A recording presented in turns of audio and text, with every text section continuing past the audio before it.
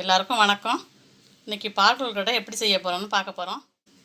இதுக்கு தேவையான பொருட்கள் என்னென்னு இப்போ காட்டுறேன், பார்த்துங்க. அதுக்கு தேவையான பொருட்கள்: அரைப்படி அரிசி. நம்ம தோசைக்கு போடுறோம்ல, இட்லிக்கு போடுற அரிசினா அந்த பலகாரத்துக்கெல்லாம் செய்யறதுக்கு நல்லாயிருக்கும்.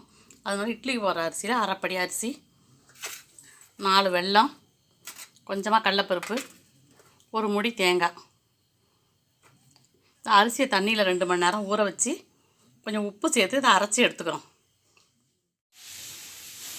இதேமாரி வாய் அகலமான பாத்திரத்தை அடுப்பில் வச்சு கேஸை பற்ற வச்சு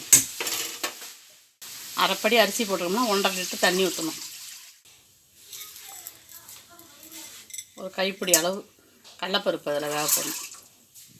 இது நல்லா வேகட்டும். சுத்தனாடி ஒரு 10 நிமிஷம் கொதிக்கணும்.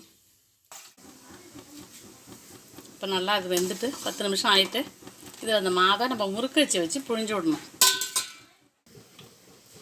இப்போ இந்த மாவை இந்தமாரி டைட்டாக உப்பு போட்டு லேசாக ஒரு கல் உப்பு போட்டு அரைச்சி இதுமாரி வச்சுக்கிட்டு இதுமாரி முறுக்கு வச்சு நம்ம முறுக்கு புழிகிற அச்சு அதில் வச்சு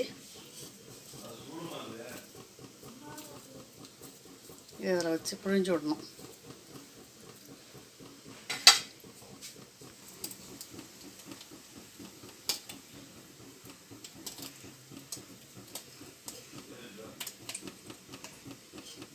இந்த மாதிரி நல்லா புழிஞ்சிட்டுட்டு இது நல்லா வெந்து மேலே வந்ததுக்கப்புறம் தான் அடுத்தது புழியணும். அப்புறம் ஒன்றோட ஒன்று ஒட்டாமல் நல்லாயிருக்கும். இப்போ நல்லா இது வெந்து மேலே வந்துட்டு வந்ததுக்கப்புறம் அடுத்தது புழியும்.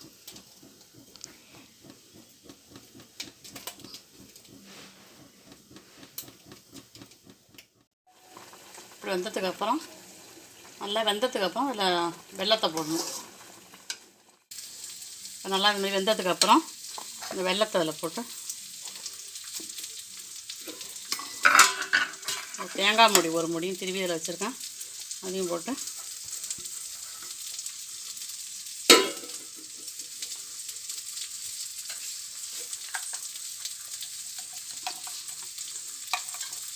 ஓரளவுக்கு இந்த நெய் ஒரு ஸ்பூன் விட்டுக்கிட்டோம்னா வாசனையாக இருக்கும்.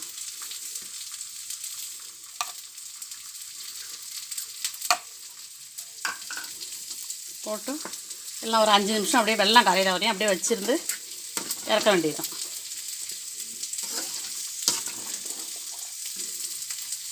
வாசனைக்காக ஏலக்காய் பொடி போடலாம்.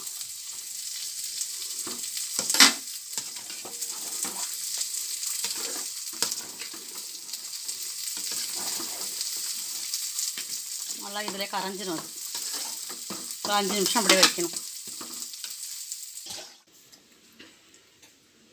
இப்போ நல்லா வெல்லம்லாம் கரைஞ்சிட்டு இப்போ ரெடி ஆகிட்டு இறக்கிடலாம். இப்போ